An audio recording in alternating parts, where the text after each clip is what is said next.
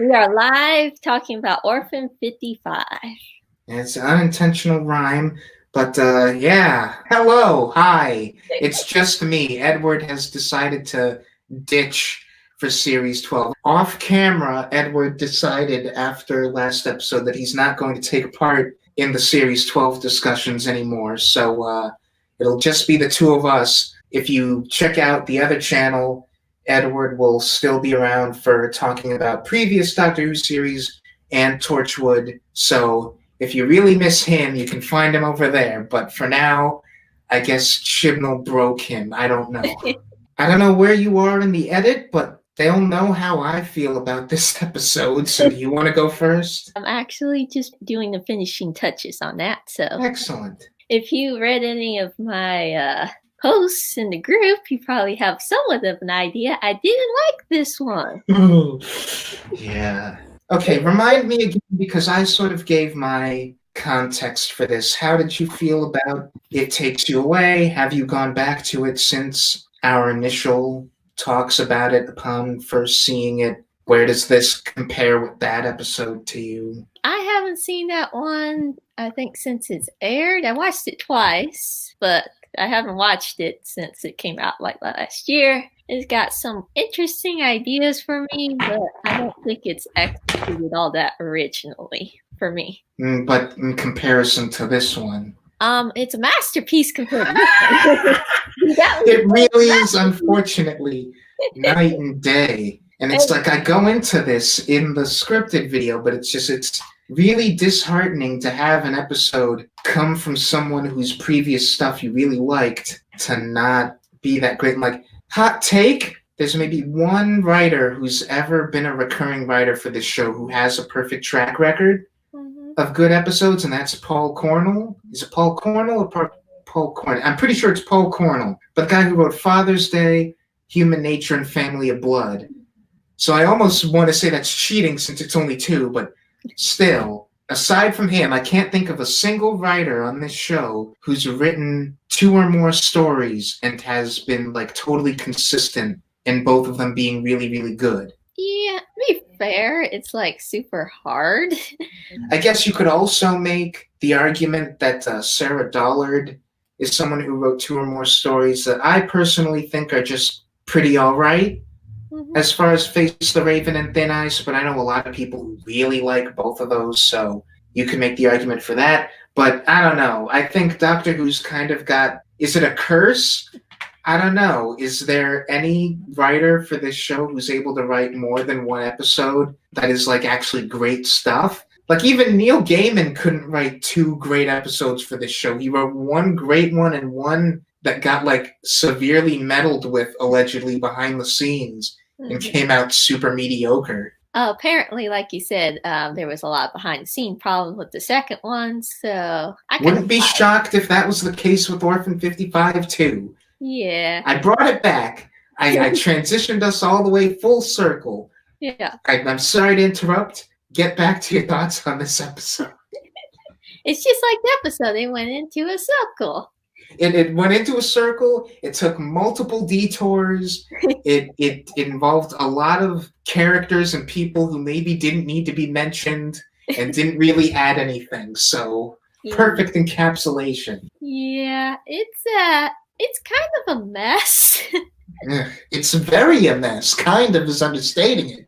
I mean, I think if this episode had more time, to me it might be like a Journey of the Centered TARDIS episode. That's an episode that's really messy, but there's things I like about it. This one, there wasn't much I liked about it, so this came across more like Sleep No More to me. Yeah, I think if this had two episodes, it probably would have been okay at the very least. That's interesting, because you're not the first person I've heard make that argument. The big issue with this episode is that there's just too much going on, and there's too many characters. The cast in this episode is ridiculous. It's too many people to be main characters with like significant dialogue and allegedly character arcs. You can say experimental for this show or whatever. You want to argue Doctor Who has like formulas to it. There is a formula of like, we tend to have relatively small casts of central characters outside of the companions. But, that just makes sense. Even in the classic series, where they had, like, all the time in the world, basically, for their stories, they tended to do that. You'd have the Doctor, the companions, and a cast of, at a push, 5 or 6 named significant characters with dialogue. And this episode of, like, basically average episode length, tries to give us the Doctor, 3 companions, 8 major side characters who all have names and dialogue and significant screen time. And it's ridiculous. Yes, I don't know why they put so much in there. I do have a theory. This is just a theory. I don't know anything about this, but considering like the opener, I noticed that Chibnall just threw a lot of stuff, and I said one of my problems with that episode was I feel like there's like 3 stories in here that could have been their like own episodes and stuff. I wonder if Chibnall's giving directions to like all the writers this season to put a lot of stuff to keep it exciting, because people complained about season 11 being boring. I doubt it. Like, that doesn't seem like the kind of thing that a showrunner would suggest to somebody. A showrunner, based on my understanding, would be someone who takes a look at the script that's written and would then make suggestions based on that script. And you wouldn't make suggestions of, like, add entire other characters here. Even if Chibnall said, add stuff to your episode so that it's, like, chock full of stuff, it would be story beats, right? It wouldn't be entire characters. I sincerely think that Ed Hime is just a guy who struggles with juggling the size of his cast. And again, we've only seen 2 episodes of television by the guy. He's written other stuff, but I haven't seen it. So I think, for the most part, It Takes You Away is kind of smarter about technically having a supporting cast that's around the same size, but it's smarter about it, because in It Takes You Away, we have Ribbons, we have Eric, we have his daughter, whose name I'm forgetting, we have Grace and Eric's wife and the frog. And so that also is a pretty large cast. That's 6 people on top of our 4 main characters. But the thing is, that episode kind of gets away with it because 3 of those characters are the same character. Grace and Eric's wife and the frog are all just extensions of one being. So really, you only have our 4 main characters plus 4 supporting characters. That's average Doctor Who cast size. And for an episode that takes place mainly in one house and one cave, that's a very manageable size for your cast to be. But here, we've also got an episode that takes place primarily in one building and one cave, and also, an extended bit in a truck. And we've got so many people who all have to have stuff to do, and the end result is that nobody has anything to do. Also, why did they take everyone into that truck to get there? Exactly! It makes no sense. Such a big issue with this episode is Vilma and Benny, and how that whole thing is just a contrivance to get us moving from point A to point B. You've got to cut down the size of this cast, and they usually say if you had to cut out 2, the first 2 that you take out probably should have been the green-haired guys. It should have been Nevi and his son Silas. I'm not sure I agree with that. I think the old couple, Vilma and Benny, should have been the first characters that you remove from this episode. Yeah. Because Benny only exists so that he can get kidnapped and used as an excuse to drag all of the other characters out, which ultimately serves no purpose because there's really no functional plot reason that they ever have to leave the resort. Like, what does the cast leaving the resort actually give us that we couldn't have gotten by just staying there? It's not that we get to see more of the dregs because the dregs have already made it inside. It's not that the new location gives them anything to do because they just leave that location to get back to the resort again. So this whole thing really would have benefited from taking place entirely within the resort structure and having it be a base under siege thing where the dregs are trying to get in and you've got to find a way to get them out or just blow up the base that ends up happening. So I don't think the father and son should have been the first characters you cut. I think it should have been the old couple. Or if you don't cut them, like, kill them very early off. And not just because Vilma screaming Benny 16 times is a meme and very annoying. And also, the whole plot was a bit awkward. Like, are they just carrying him around? Yeah, why is he still alive? Yes, they said it was a trap, but apparently, I think they said a trap for him, but they just like ran over a rock. I don't know if that had to do anything with their supposed trap, but apparently Benny's on the roof. We're very vague about how intelligent the dregs are. Yeah. And so, like, if they took him because they knew that they needed at least one living hostage to drag all of the others out to them, then fine, but we don't have enough to go on in the episode to assume that they're that smart. And it, like I said, it's very awkward. Like the whole scene where Benny is like outside, apparently. We can't see him. They're letting him talk, and he's like, "Will you marry me?" And they're trying to have this funny, cute moment. And then immediately after, he's like, "Okay, thank you. Now please kill me." Yeah. It's very strange. And like I'm fine with Doctor Who doing that kind of tonal whiplash of going from funny to morbid very, very quickly. I think that's a joke that works. It's just was not worth the contrivance of getting us here in the first place. And like I say that I would get rid of them before I get rid of Nevi and Silas, because like I mentioned in the review, there is something there that ties in with the other conflict of this episode and also with the previous story that this guy wrote, which is that he's very clearly someone who has parental sort of neglect and very, very strained parental parent-child relationships on his mind, where in that episode we've got a father who's consumed by grief and ends up being very neglectful and like making like downright abusive choices toward his daughter. And that's really kind of the whole conflict of the episode. Like the conflict of the episode isn't really anything sort of heightened. Like the presence of the soul attract in It Takes You Away is not really the problem. The problem in that episode is this guy has ditched his daughter and you have to get him back. And that's, I think,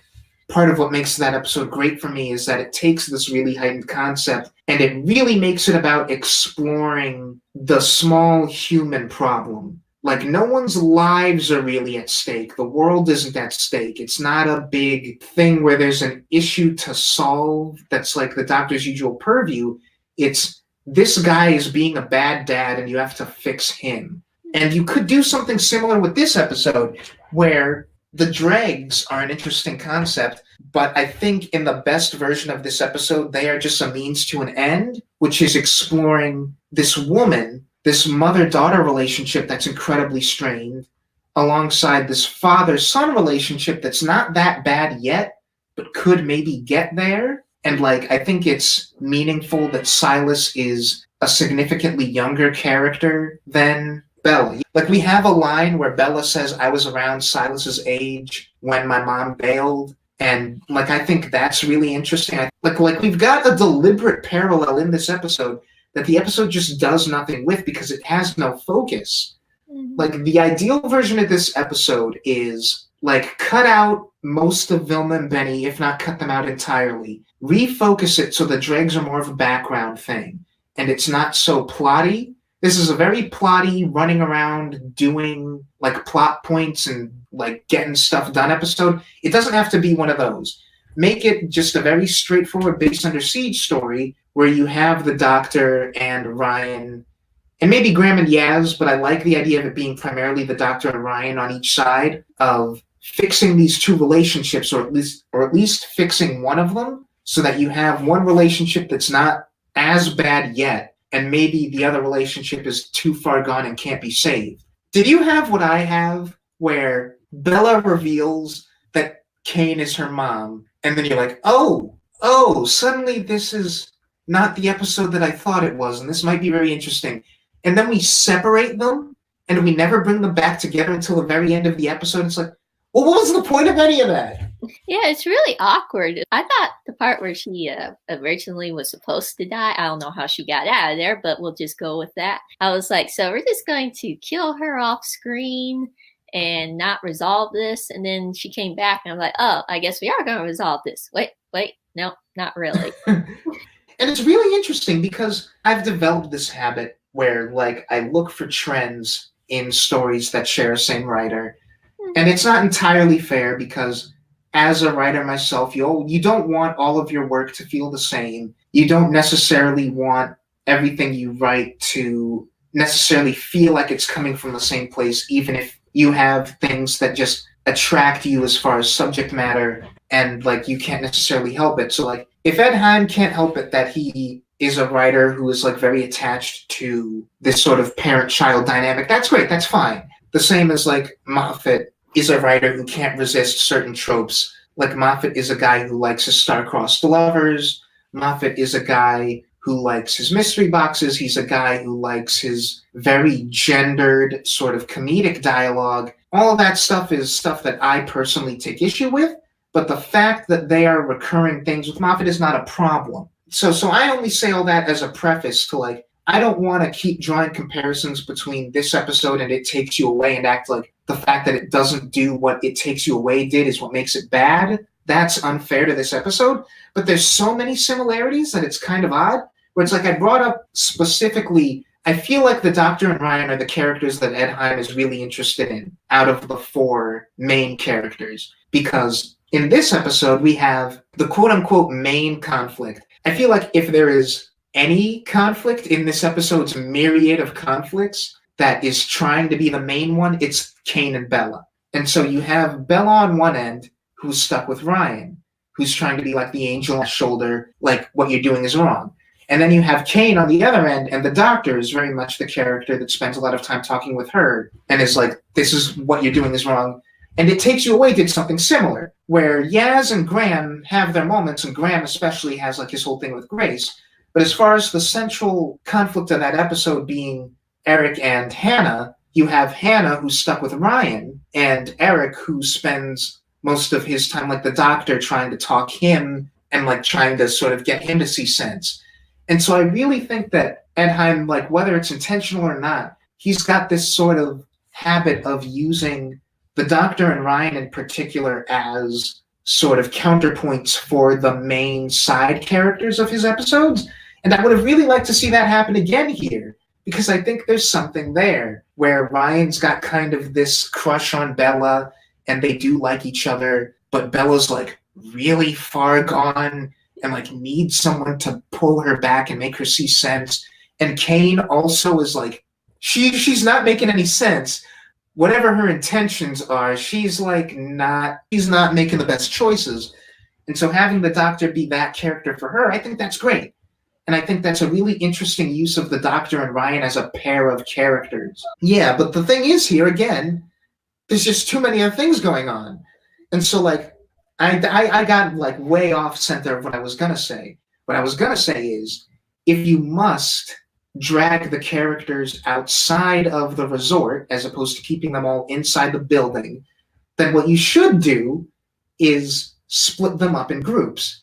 You should have one group of characters, I'm going to say the Doctor, Ryan, Bella, and Kane leave the resort, and like Kane's flunkies, like Vorm and Hyphen, like go with them. And like Vorm and Hyphen are also too much. Like they're just two characters who don't have anything to add really and don't need to be there. Here's what I would do. I'll give the floor back to you in a minute, but just like to play script doctor before I forget like this idea. I think the idealized version of this episode, you cut out Vorm, you cut out Hyphen, you cut out Vilma and Benny, you make it two pairs of parents and kids, and you leave one with Yaz and Graham, and you leave the other with the Doctor and Ryan. And like you let that be most of the episode. And so like you've got the Doctor, Ryan, Bella, and Kane on the outside, and you've got the two of them kind of being like angels on their shoulders. You've got to keep Bella and Kane together for most of the episode,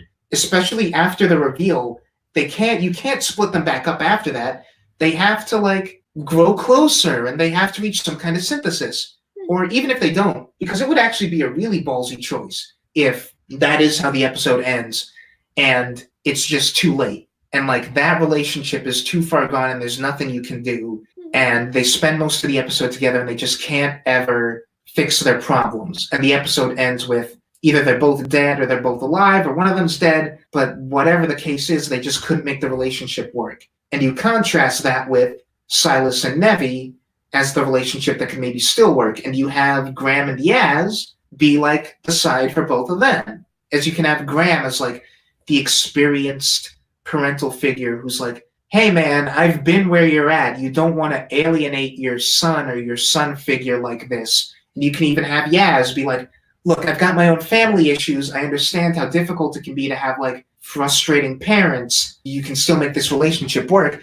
That would give Yaz something to do in this episode, which she does not have anything to do. You cut out all of the supporting characters from this episode except for the parents and children, and you have something really interesting here. I don't know why everyone else is in this episode. They just bog it down. Like I said, if the rest of the series is like this, I'm still going with my theory that the showrunner told them to put a lot in there. No, I'm sorry. Even if the rest of the series is like this, I'm still going with it. I don't think that's likely to happen. You've got to draw a line somewhere between just put stuff in your episode, as in like make sure that your episode has a lot of story points and a lot of different locations. Because Spyfall, sure, you could argue that has a lot of stuff going on, but too many characters is not a problem that Spyfall has. Like, not even close. Spyfall has the 4 main characters. It has the Master.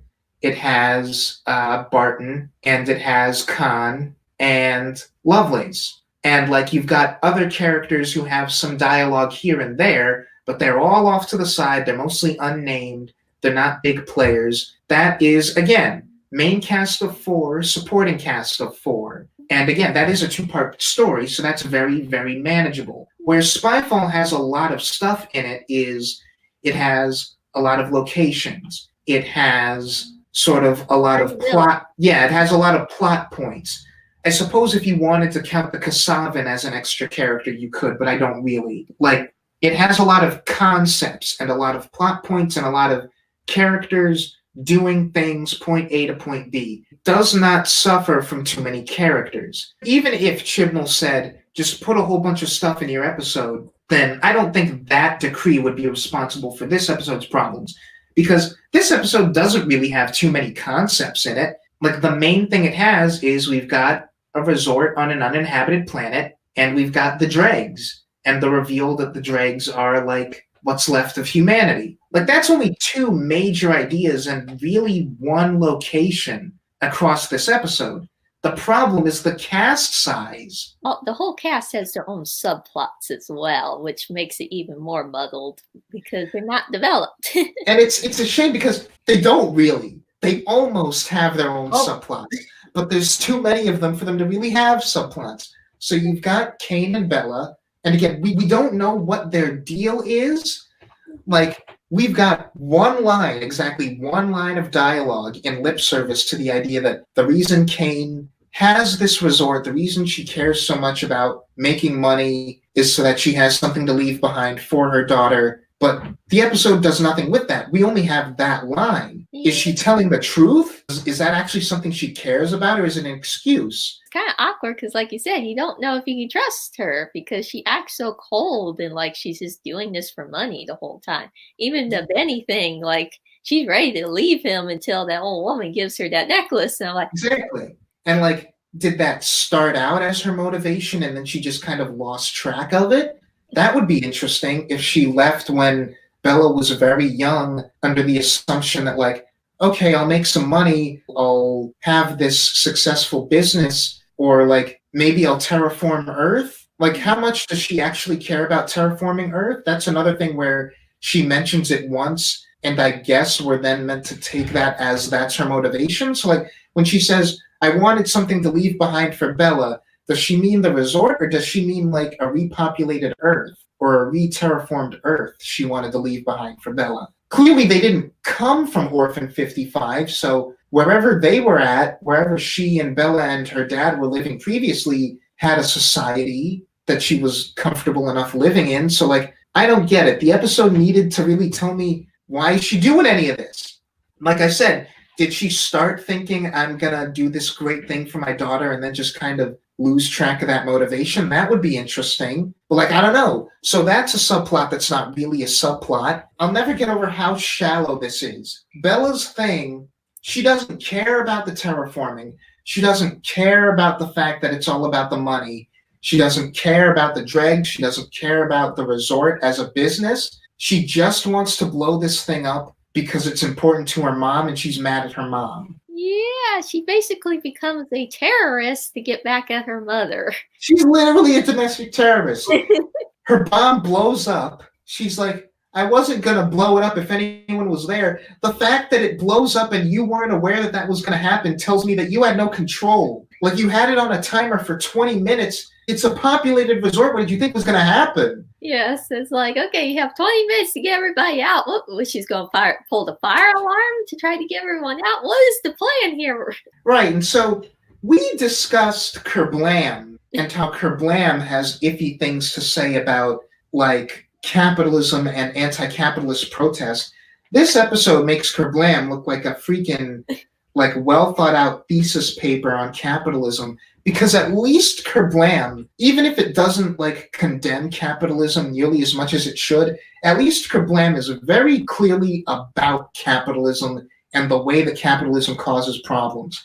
Capitalism is, in the end, the root cause of all of the bad things that happen in Kerblam. Mm-hmm. And, like, whether or not Charlie should have been killed off, whether or not the episode should have painted him as a villain or whatever, at least the episode is aware that Charlie is making a cogent point, and whether it handles that point appropriately is really that episode's problem. In this episode, we have a character who is also a domestic terrorist who has no point. They have, like, no stake in the ideological, socio-political context of the episode. They're just mad about something personal. Mm-hmm. Meanwhile, Kane, who is, as far as this episode is concerned, the figurehead for the capitalist, like, sort of problem, is like the episode doesn't really have anything to say about that. Like, if anyone says Kerblam has terrible politics compared to this episode, it's like, at least Kerblam has politics. At least Kerblam clearly says capitalism bad. Well, in a very wishy-washy way. Kerblam is wishy-washy about the handling of the capitalists. What's wishy-washy about Kerblam is that by the end of the episode, we have a capitalist system and people operating within that system who aren't really punished. That's the problem. But at least Kerblam says that the system is a problem. The fix that it offers is not an adequate fix, but it knows that there's a problem with the system. And that's clear in the episode. It is not clear in this episode. Yeah, this episode is kind of a mess. And again, part of it is lack of focus, because this episode is sort of about capitalism, in the fact that the most antagonistic human character is the one who only cares about money, but it's also sort of about the environmentalism. Anyone who says that there's not a clear, obvious line between the issue of environmentalism and the issue of capitalism is just a crazy person, but the episode never bridges that gap. It's like the episode forgets to be about how capitalism is the cause of environmentalism. And that especially comes through in the speech. While I rest my vocal cords for a minute, how did you feel about that speech? We talked about it a little bit on Messenger. As far as the speech goes, I think the problem with it felt kind of rushed. Like, it didn't feel like it had the passion behind it like other speeches in the show, and that was my main problem. And my other main problem is that it doesn't make a lot of sense. He's trying to say the speech to the audience. We get that. But she's saying this to Yaz, Ryan, and Graham at the same time, telling them, you can save your world, while telling us we can save our world. But I'm sorry, but Graham, Ryan, yeah, they can't do anything. It's over. Unless the doctor intervenes, this is it. And if they wanted to do that, just, have a story where our planet's dead, but, tell the audience, but you can save yours. I mean, it'd be very morbid, but I mean, at least it would have made sense. But here they're trying to play it two ways. Like, we can save the planet in this TV universe, and we can save the planet in this real universe. And it's like, nah, the TV universe, it's done. And see, here's the thing. I understand more where you're coming from in a way that I didn't when we had that discussion. I do agree with you that it's a problem, but it's a problem of this episode, I think, thinks it's doing exactly what you're suggesting, where Doctor Who does this thing sometimes, and it's very rare. Doctor Who is not a show where fourth wall breaks don't exist. Like, sometimes, very rarely, across the classic series and the new series, you will have the Doctor straight up speaking to the audience through the facade of something in universe. And it's never happened exactly this way, but like we've had the Doctor talking to the audience in Before the Flood and the other one. Yeah, whatever. And we've had moments across the Tom Baker era or stuff where he'll give like a sly wink and a nod to the viewer. And this episode, I think, is trying to do something similar, where it stops being about the writing and it becomes about the visual language, because Yaz and Graham and Ryan are not in the frame when the Doctor is speaking. And like a lot of people's problem is that detracts from the subtlety. And like I say, screw subtlety. This is a very important issue. Subtlety is overrated. The Doctor is framed as the only figure in the camera. She is speaking to the audience. So really, it's like what the episode is trying to do is it's trying to do this experimental kind of surreal thing where the Doctor is talking to Ryan, Graham, and Yaz, but she's not. That's the pretense. That's like the thin layer that's just barely covering the fact that she is talking to you and me. And I can kind of give the episode that. That's for me, because I like that kind of experimental filmic choice. I like that kind of idea of like Doctor Who doing kind of a weird fourth wall break under the guise of an in-character conversation. I like that as an artistic choice. I can understand people not having that, like you said, the ending being the world of Doctor Who, for all intents and purposes, is doomed. And it's up to the viewers to make sure that that does not happen. I think that's great. I think that's really great. I think that's a genuinely powerful way to end this episode. To end with a solid minute of the Doctor being like, this is important. I'm talking to you. If you don't do this, smash cut to one of the dregs. That is brilliant. That's a genuinely brilliant ending, I think. And it is an ending way, way better than this episode deserves. I see why you were trying to defend it on like a messenger, but like I said, it just doesn't work for me because I feel like you can do this smarter. You know, if we had like a two-parter, we had enough time to give all these ideas. If you look at it from, like I said, the universe point of view, it's like, okay, we destroyed the Earth just to make this point in this universe, and you know, there's nothing it can do, and it's like it's not that hopeful for the Doctor Who universe. I think you're talking about two different things. It working in a bubble or not working in a bubble is a separate issue from the fact that this episode very clearly did not want to end on a note of hope, because the Doctor says, you want me to tell you that everything will be fine, but it won't, not unless people make the right choice. For the viewer, again, taking the episode on its own terms and accepting that that dialogue is not meant for Ryan, Graham, and Yaz really, it's meant for the people watching. On that level, I think it's a completely separate issue whether or not there's any sense of hope to it, because it's like, I can't give you blind hope. You have to fix the problem yourself. Otherwise, the world will end. That will happen. I can't tell you things will be fine. It won't be fine. It's in your hands, really. The point where I say that's maybe an issue is, again, tying into the issue of capitalism, because capitalism is a sort of weird, half-formed motif in this story, and it's so weird that you don't end your story that's about environmentalism with the note of capitalism is a big part of this. The people who need to hear this message, whether they hear it or not, they're probably not going to pay attention. The people who need to learn this message are not the people who sit down and watch Doctor Who every Sunday. And you're right, it's not Ryan, Graham, and Yaz. It's the people who own the massive corporations that cause 90% of the Earth's climate problems. And it's weird that this is an episode about somebody who owns a business or like has a stake in a business and is so fixated on money, and that never becomes a factor. Corporations are responsible for 70% of all pollution, but they're telling the viewer to fix the planet. Yeah, and again, like you remove it from that context, and I think it's a genuinely powerful ending precisely because the Doctor doesn't get up on a screen and tell it to a bunch of people in universe. Because it's not for those people. I think it would work better for me if the Doctor would just say our planet is like doomed or something and didn't go on like a soapbox to the viewer. But my problem is they try to play it two ways, and that's why it's just never gonna work for me. For our story wise, it's like, okay, you're trying to tell the characters in the TARDIS to go save the world while telling us to go save the world. It's like one or the other. You can't have both.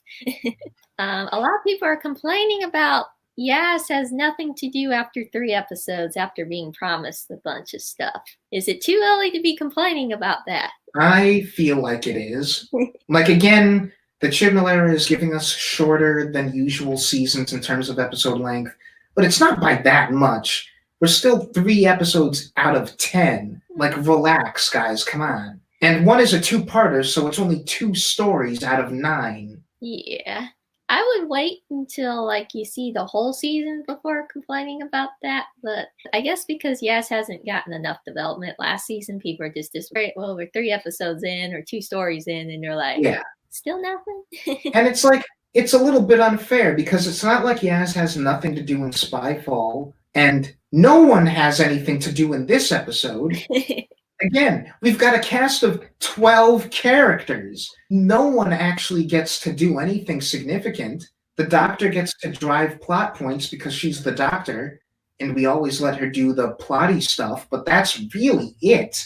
Even Graham is just kind of a background player in this. Everyone else gets like token lines. I think Ryan has good lines in this episode, and I think Graham has good lines in this episode, but no one actually has any story relevance. Like, nobody. Yeah, it's a little too early to start complaining about that. I've kind of said my piece. The ending of this episode is ridiculously rushed. This episode's really bad. You're right, it really would have benefited from being 2 parts. I don't know, man. I wish that I could have another writer that I'm really excited about, but now Ed Hime is on my list of guys. Like, I'm not sure about these guys, so I like to have like a big, huge thing of pool of writing before I make like a huge judgment of any writer. I know there's a lot of Russell T Davies, Chibnall, and like Moffat episodes, so I can make a judgment about if they're for me or not. But this guy is literally 2, so I wouldn't count him out, but I wouldn't say he's amazing either. And the next week is a premise that really intrigues me, going back to sort of like Nikola Tesla. It's the episode with the big scorpion thing, whatever that is. Yeah, it's written by Nina Mativier, who I don't think has written for the show before. Yeah, actually, I looked up their writing credits earlier, and they haven't written for Doctor Who before. They do have a lot of writing credits for shows that I've not watched, so I don't know whether to be excited about this or not. We'll see what happens. It's always good to have fresh blood. It's always good to have more female writers. So fingers crossed. I don't know. I think it will be better than this, although the bar is set low. It's not hard to be better than this. So yeah, I think that's it for this episode. We will return to talk about that this time next week. Let's hope all goes well. Anyway, see you everybody. Bye. Thank you for watching. Bye-bye.